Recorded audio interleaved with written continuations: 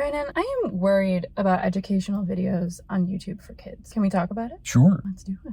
Welcome to Double Scoop of Research. I'm Claire. I'm a researcher. I'm Brandon. I'm Claire's cousin. I'm an actor in Los Angeles. I'm in the movie Scalper, now digitally available, directed by Ferrin. My research team watched over 1,000 educational videos for kids on YouTube. And what stood out to me, most educational videos for kids on YouTube don't have characters and they don't have the educational content woven into a story. And we'll link the details below in our report. What was your favorite educational show when you were a kid? Sesame Street, they would present scenarios that had a narrative shape to show us whatever they're teaching us about empathy or counting to 10 or whatever it is with these characters that we understand. But Sesame Street was like so entertaining that I just got educated just in the run of things without knowing it. And what we're seeing a lot more on YouTube, it's a lot of songs that don't have any characters. Like the classic one is this A is for Apple song, and you see an animation of the letter A and an apple and then B and ball,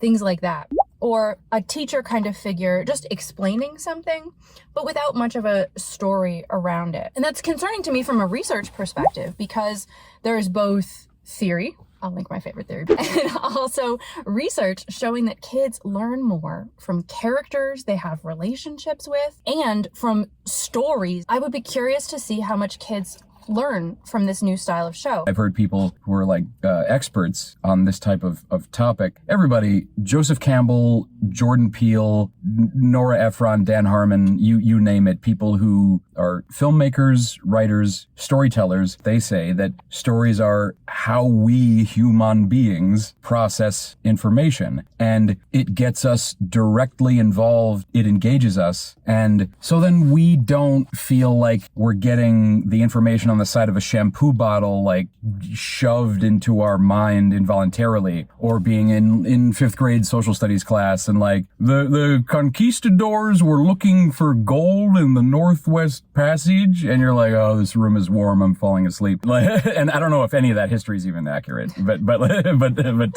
it hooks us in. You were talking about the idea that we process information better when it's in story form. That's definitely borne out in theory about children's media. It takes time and craft and skill to write these kind of stories that have these compelling characters and that have authentic lessons in them. And that's maybe why you see a lot more of it on TV than you do on YouTube, right? Because production studios have educational advisors, they have the time to make episodes. It seems, as a layperson watching YouTube, that there's just a lot of content that just is a commercial for itself. Now they go like, hey, smash that like button and goob gob goob, subscribe, and like, yeah. So it's more about empowering the brand of the channel than about being effective with edutaining children, or whatever portmanteau you want to use. I want to drink the rest of my ice cream. Okay. Thank you for listening to another episode of Double Scoop of Research. I'm Claire.